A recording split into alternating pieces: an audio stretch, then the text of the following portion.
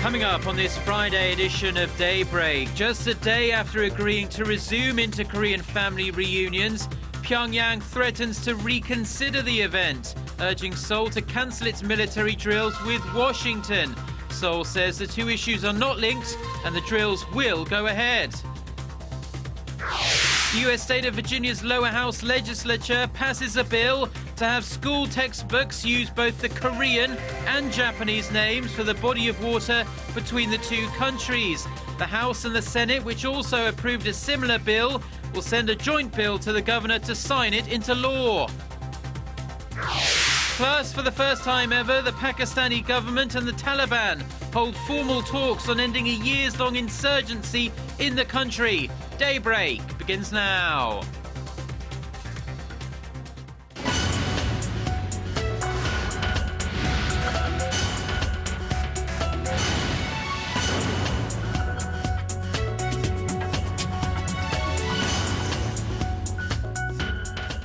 You're watching Daybreak on Friday, February 7th. I'm Choi Yusan in Seoul.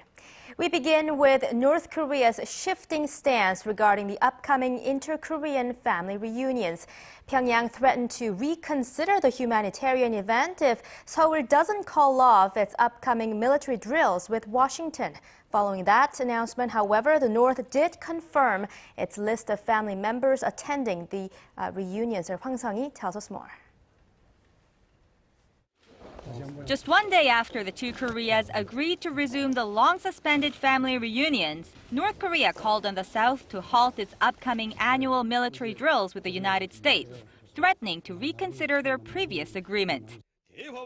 We're clearly stating that dialogue and invasive war practices can never coexist, just as reconciliation and conflict can't. The two Koreas agreed on Wednesday to resume reunions for families separated since the Korean War from February 20th to the 25th. The dates coincide with Seoul and Washington's Key Resolve exercises, which begin in the last week of February every year. North Korea had been continuously calling for a cancellation of the drills, although it made no mention of them during Wednesday's talks. In response, South Korea's Unification Ministry said the annual military exercises are purely defensive in nature and reiterated the issue would be dealt with separately from family reunions. We can only take North Korea's change in attitude as an attempt to either stop our justified military exercises or to call off the family reunions. The ministry said the family reunions must be held as planned no matter what, as the elderly divided family members should not have to go through the disappointment of another cancelled event. North Korea called off a round of family reunions last September, just days before they were to take place. Amid the uncertainty, Seoul's Unification Ministry said that a team of South Korean engineers will cross the border on Friday as planned to check on the facilities at the reunion site. Hwang Sung-hee, Arirang News. For the first time in 4 years, South Korea's security-related ministries came together to brief the president about their efforts on coordinating foreign and North Korea policies. Park Ji-won has more. At the Defense Ministry in Central Seoul on Thursday, the Foreign, Unification and Defense Ministries and the Ministry of Patriots and Veterans Affairs briefed the president on their annual policy goals and plans for the year.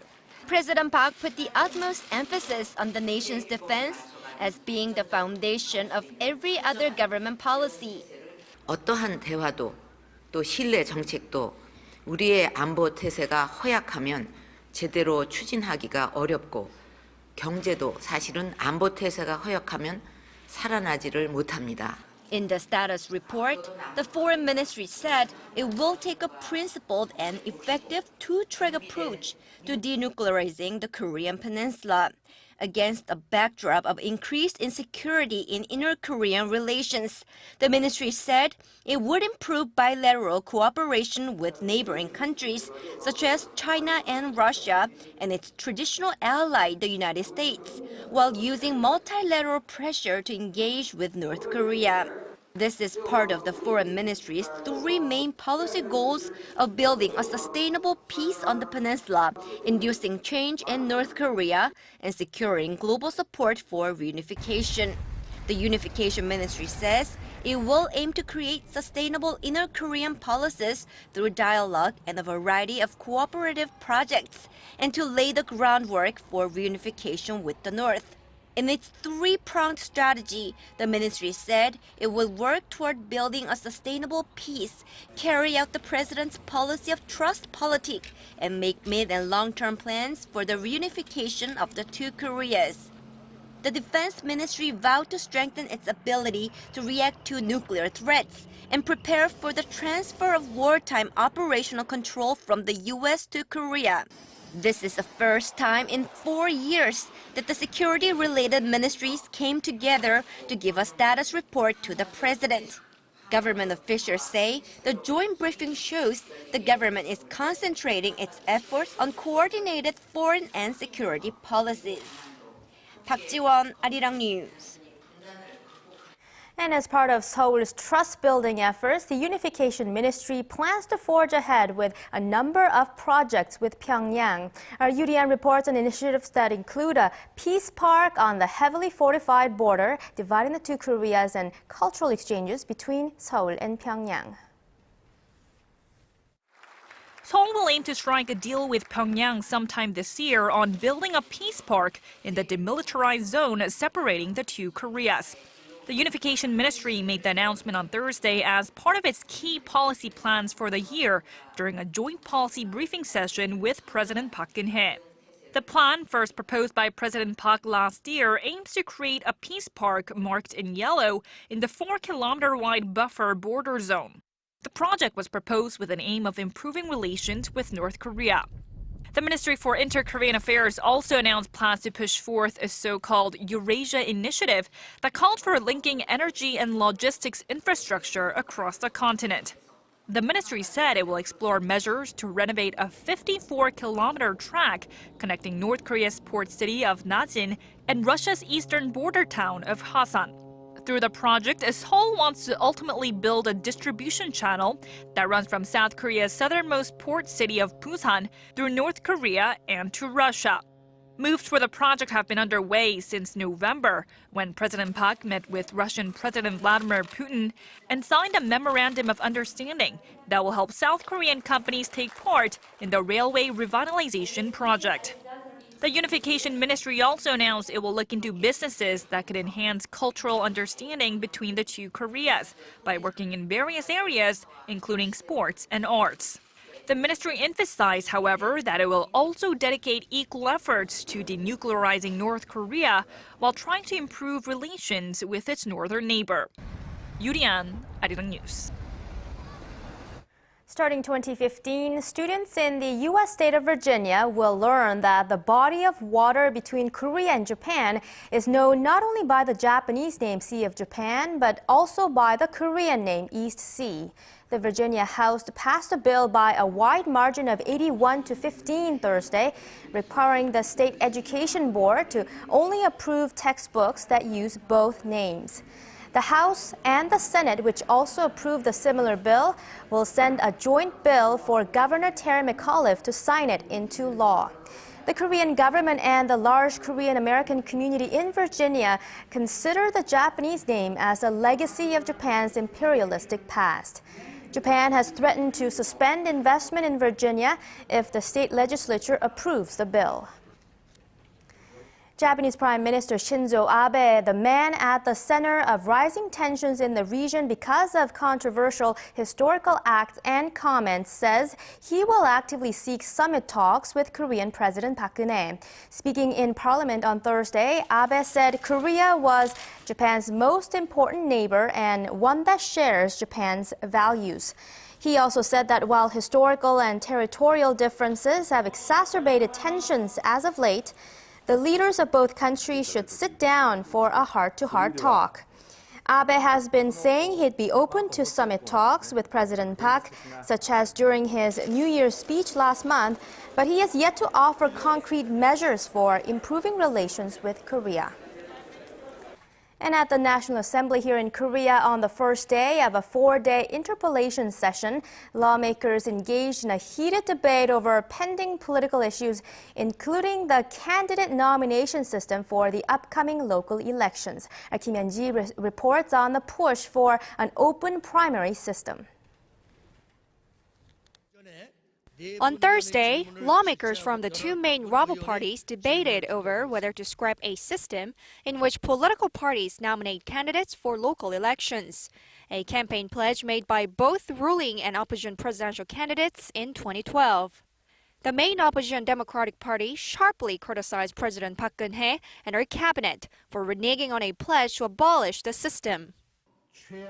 President Park has preached that the worst kind of politics is the kind that does not keep its promises to the people and stressed the theme of trust and principle. Would you consider advising the president to stop ignoring this issue, Mr. Prime Minister? The ruling party said that getting rid of the candidate nomination system could be unconstitutional, arguing that doing so could interfere with a candidate's right to express their party affiliation and the voters' right to know. The candidate nomination rights are currently monopolized by some political party leaders. I believe adopting an open primary could be the best way to give the people a chance to nominate candidates. Both the ruling and opposition party lawmakers demanded an answer on the issue from the government. But the government promptly passed the ball to the National Assembly, saying the matter pertains to the political arena. Even experts are divided on whether scrapping the political party's candidate nomination system would be unconstitutional. Taking these views into consideration, we would like the parliament to have a thorough discussion on the issue and draw a conclusion. With all sides refusing to compromise, the debate over the candidate nomination system is largely expected to dominate politics for the rest of the month. The National Assembly will resume the interpellation session next week with a focus on foreign policy, the economy, and culture. Kim Hyun-ji, Arirang News. President Park Geun-hye dismissed the Minister of Oceans and Fisheries on Thursday after the minister drew public criticism for her attitude toward an oil spill in waters off the south coast of Korea. Critics say a viral image of Yoon Jin-suk at the accident site in Yeosu exemplified her casual attitude. She also angered the fishing community by calling GS Caltex, the company who spilled the oil, as the main victim in the ordeal. More than 36 Yeosu residents were treated in the hospital earlier this week for breathing difficulties and nausea after not receiving the appropriate protective gear while helping with cleanup efforts.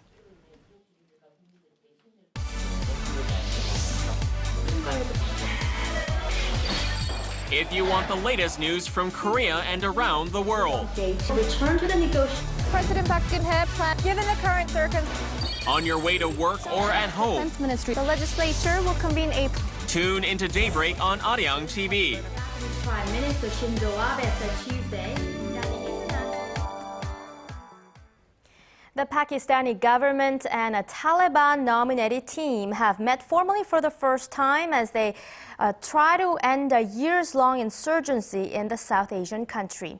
Meeting in Islamabad Thursday, the government laid out its 5 conditions, including ending hostilities, and said the search for peace had begun. The Taliban-nominated team agreed to relay the government's views to the militant group's leadership in Pakistan's northwest. Taliban insurgents have been fighting to overturn the Pakistani government and establish strict Islamic rule since 2007. Thousands have been killed in Taliban attacks since then. When Typhoon Haiyan hit parts of the Philippines last year, leaving more than 6,000 people dead and millions displaced, the Korean government wasted no time lending a helping hand. Hundreds of engineers and military personnel were dispatched to the island nation, and their mission continues to this day. Kim Hyun-bin reports from Tacloban. The Philippines were slammed by one of the deadliest storms in recent history, Typhoon Haiyan, in November of last year. The storm destroyed practically everything in its path and killed thousands of people. 3 months have passed since that terrible day. But ships remain eerily abandoned on land, and thousands of homes that once made a thriving community sit empty and uninhabitable. But as the saying goes, through darkness comes light, and through fear comes hope. And a military unit from Korea is working day and night to help this region and its residents get back to something approaching normality. Scores of Korean military engineers and medics are based here in Tacloban, a city decimated by Haiyan, under the mission code name Operation Arirang Angels. Their goal is to rebuild basic infrastructure. No easy task in an area akin to a post-apocalyptic nightmare. The Arirang unit was sent to help people in desperate need, but also to repay an old debt.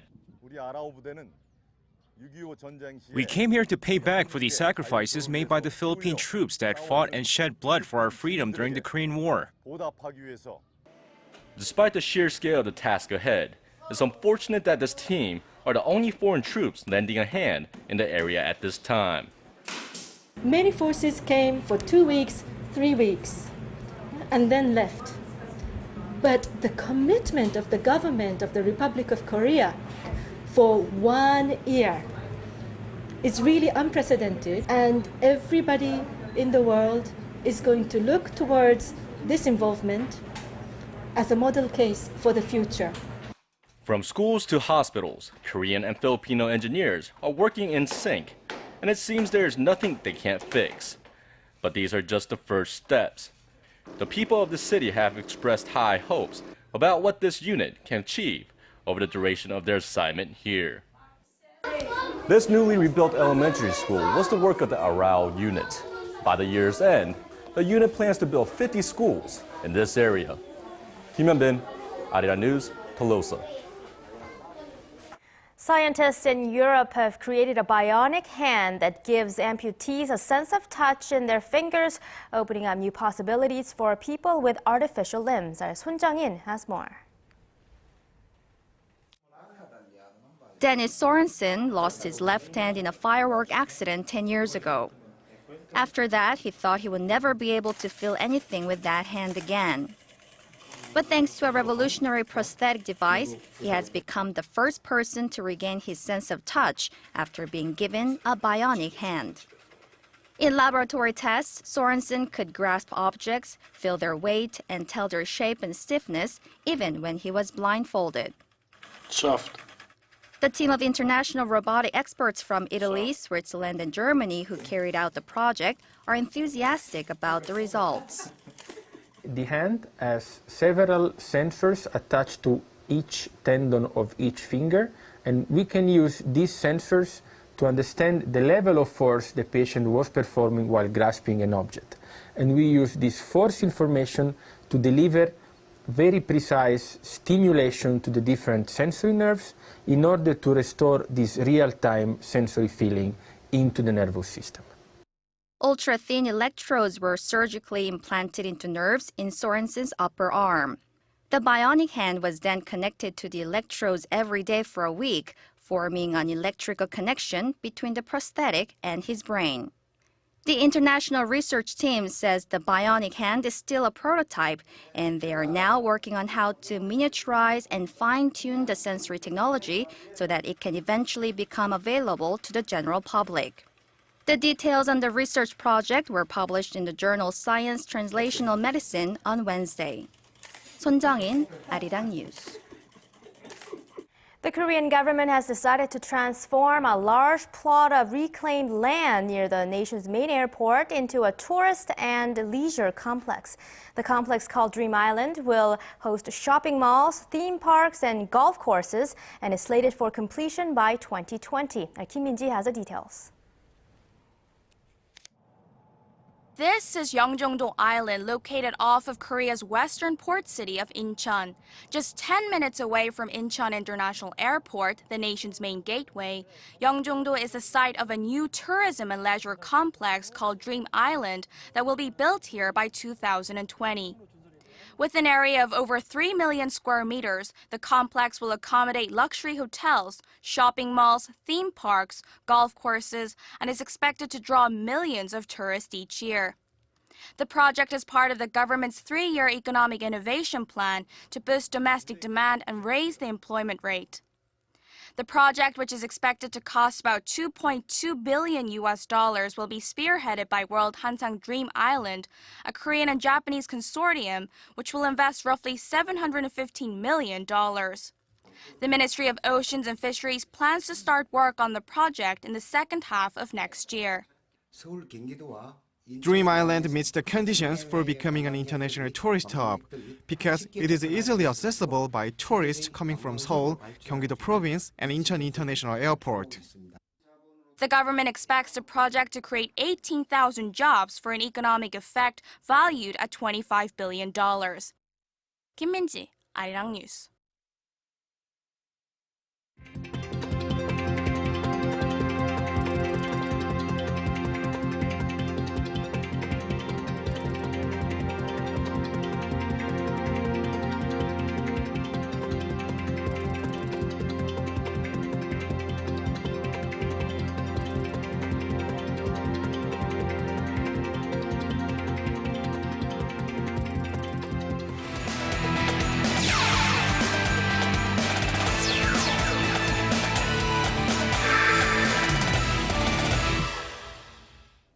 And TGI Friday, everyone, as we kick things off with the big countdown until the 2014 Sochi Winter Games. Of course, known as the most expensive Olympics in history, there's that much more anticipation for the opening ceremony.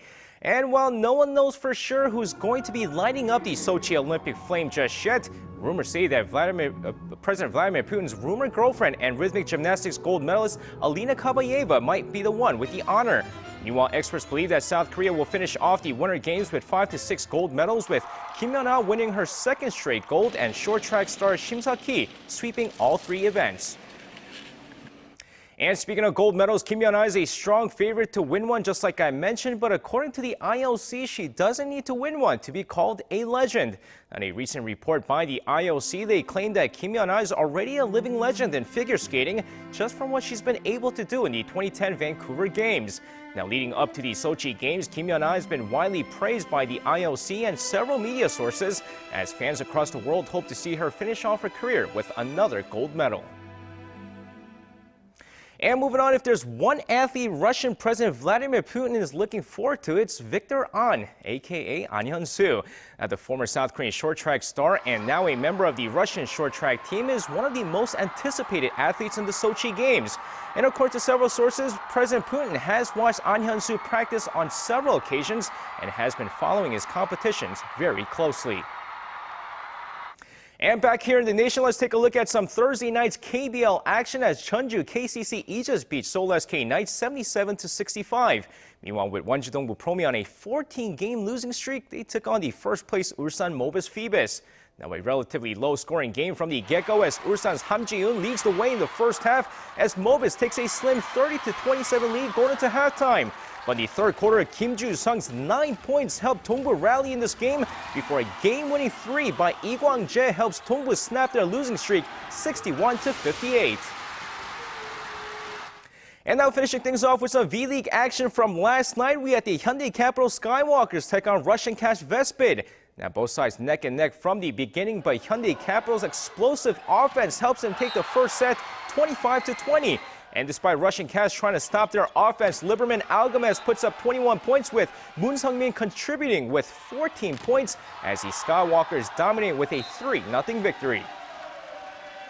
And that's going to wrap it up for me. This has been SJ. Best of luck to all the athletes competing at the Sochi Winter Games, and I'll see you guys again for your sports needs.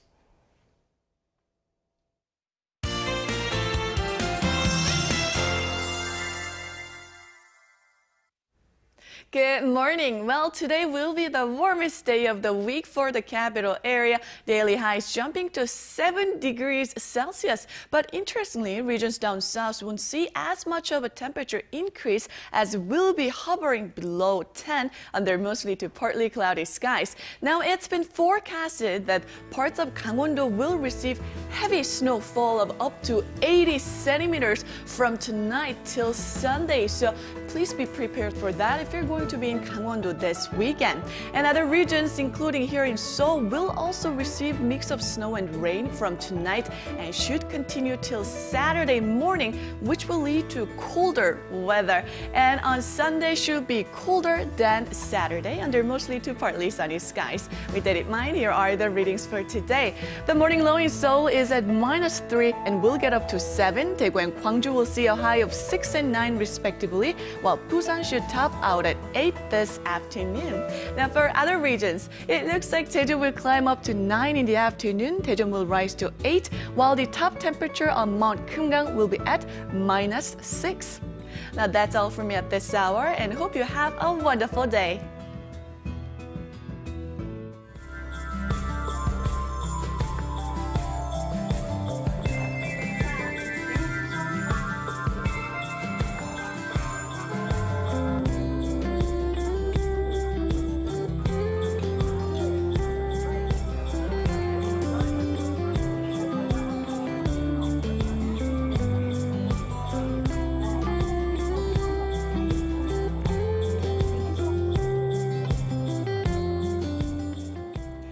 And those are the stories we have for you at this hour. Stay with us throughout the day as we bring you the latest headlines.